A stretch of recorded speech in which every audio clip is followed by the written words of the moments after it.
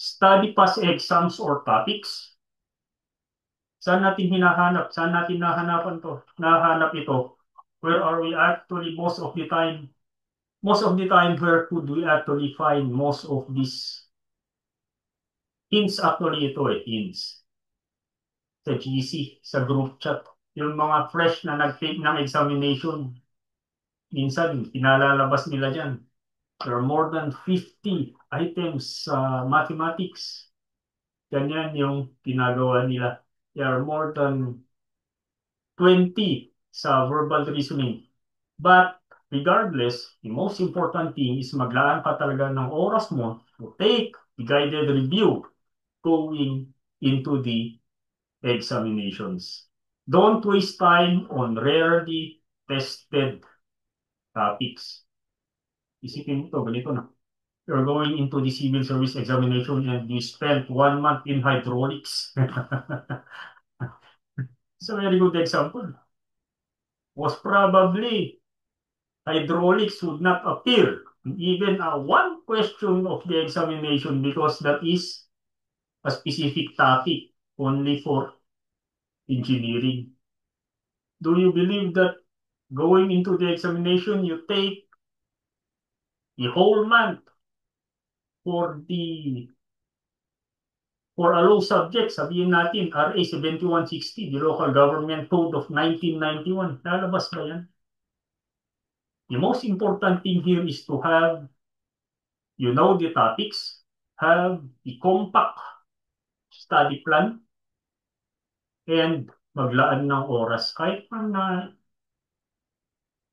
daily, gagawa ka ng, sabihin natin dito, daily, you answer a part of your questionnaire. Ngayon, maganda kasi daily gagawin yan kasi you're only given 1 month and 3 weeks before the examination on August 10. So it is now the right time na mag-review and to prepare yourself going into the examination. Then, 2 weeks or even a week before the examination, na magre-review ka. One of the secrets actually that I have known very early for taking government examinations is you must have to have a time for the review. Bigyan mo talaga ng oras yan for the review. And ang mas maganda yan is if you are doing it daily, mas maganda yan. You will have what we call the snowball effect. Konti-konti lang na nadadagdagan yung knowledge mo going into the examination. Without knowing it that a day or even on the examination, you are now well prepared. It will snowball, it will appear all in the examination. The other one here actually is the Japanese concept of Kaizen. That even if you learn one bit at a time, but if it is consistent, you are consistent, this will eventually accumulate. Yung naman sa Japanese concept. Because if you go into the exam, number one, unprepared, you cram, you study 2 weeks before, 3 weeks before the examination, surely, for sure, kulang po yan. And most experts, sama din natin dyan na nakakaalam na ng technique dito, they would suggest that at least you must have taken 3 mock examinations prior to dealing with the real thing or the CS examination. And taking the mock examinations, may technique naman dyan. May technique on how to mock the examinations para masimulate mo yung exam conditions going into the examination day. So it's very important that you don't waste time on rarely tested topics. Balik naman tayo sa binigay ng Civil Service Commission. This one, the scope of the examination may bigay na sa inyo. So if you're taking the sub-professional examination, include the filing and spelling. May bigay na sa inyo kung ano talaga ang content ng examination sa August 10, 2025. So, oh, wala na yung lecture. These are, thank you for being here. Ito na naman yung mga ibang modules are actually on the fifth, the crack the exam code, test taking secrets, and the fail-proof formula. And if you want to attend more, we are offering other modules here. It's actually free here sa Zoom natin. We have the failing, why failing before increases your chances of passing. Do we have retakers here? Just give me an okay or one if we have retakers here. Because according to experts, experience is the best teacher. Diba? So don't be afraid to take it again. Maybe there are some things actually that did not fit na hindi mo nagawa prior to taking the examination. The other one here is the fearless exam mindset. Going into the examination, dapat maalis natin ang anxiety and you must have to boost your confidence. There are actually visualization and mental resilience technique kung paano po maaalis talaga yung kaba mo sa examination and it's included in our learning modules. We have the battle-tested systems, study smarter, not harder. Ito naman, ay going into the examination, you must have to have a concrete plan. Meron ka dapat talagang plano going into the examination on how to tackle the examination. The time attack strategy, answer faster and avoid mental blocks.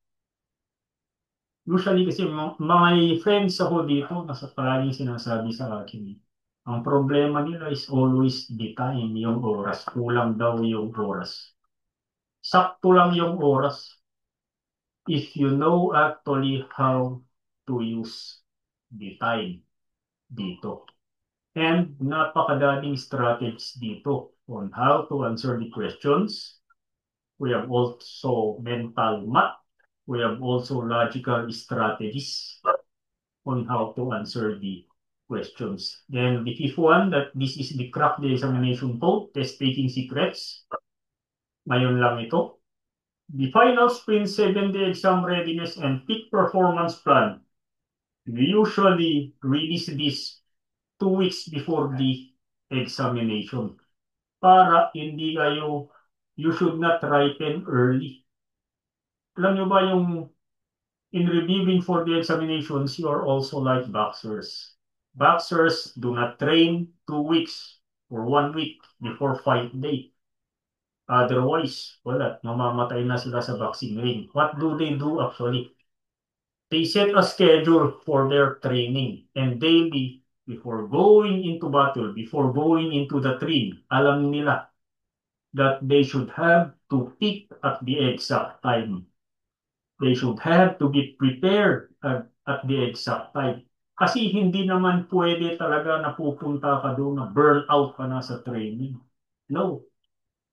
Kaya ang sabi nila, may game plan sila going into battle. Just like you, before taking the examination, you must have to have a game plan on how to take the Civil Service Commission.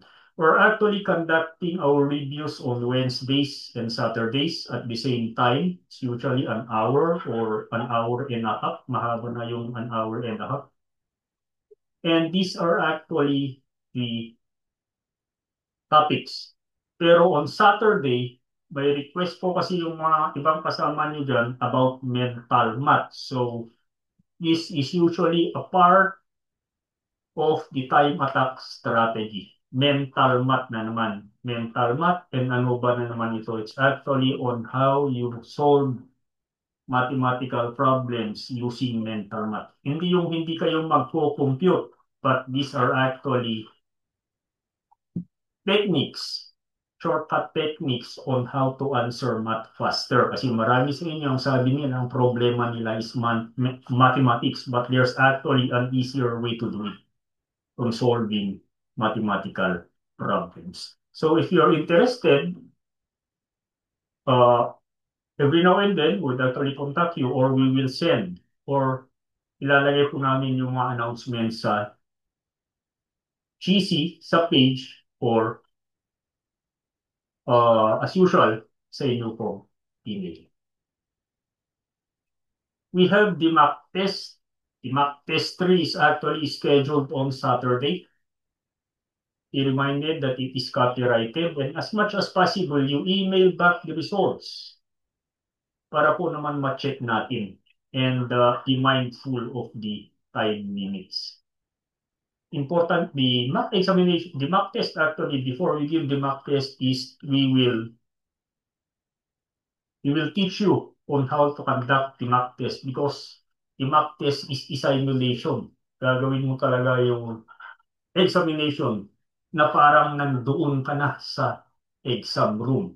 Yun naman ang tinatawag natin na mock test. We also conduct one-on-one review sessions. Just contact us.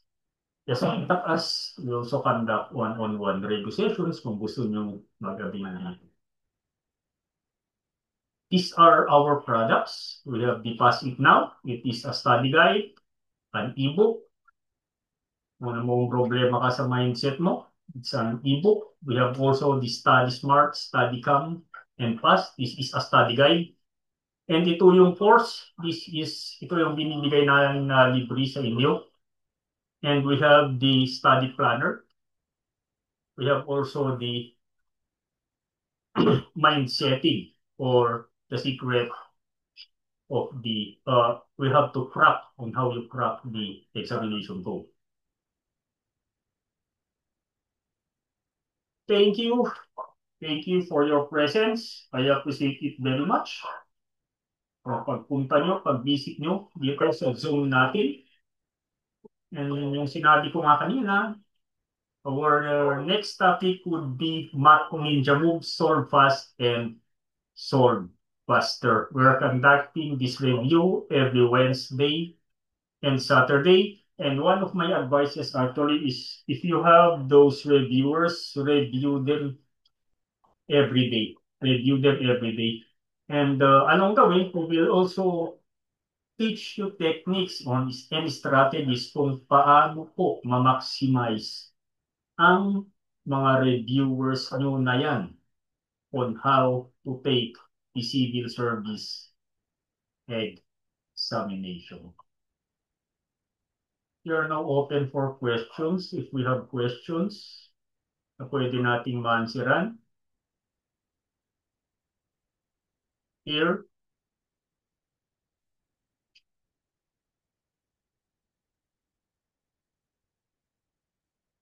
may questions tayo. Pag okay na tayong lahat, kindly give me a thumbs up. And we will see you again on the next review. That will be, oo nga pala, e-books are free. May free e-books po kami. Meron din po kaming e-book na free. Just give me your email. And kindly yung mga walang email po sa akin, give me your email because we will be sending mock test 1. We will be sending mock test 1. This is a bonus. Kasi as much as possible, you already must have to have answered your mock test. So we'll be issuing mock test 1. Ang mock examination po namin is gradual din naman po ito. We have the easy, we have the moderate, then we have the hard, and meron po tayo ng mix na mock examination. So just kindly indicate your email there or contact me sa page po natin so that we could actually give you the mock examinations. Yes, we have free ebooks pala. We have free ebooks for you. And sino po yung interesado, just message me lang po sa mga free ebooks. Usually, ang free ebooks natin are on mind setting, on how you would actually prepare your mind going into the examination. Good night. Thank you for being here. See you again on our next session.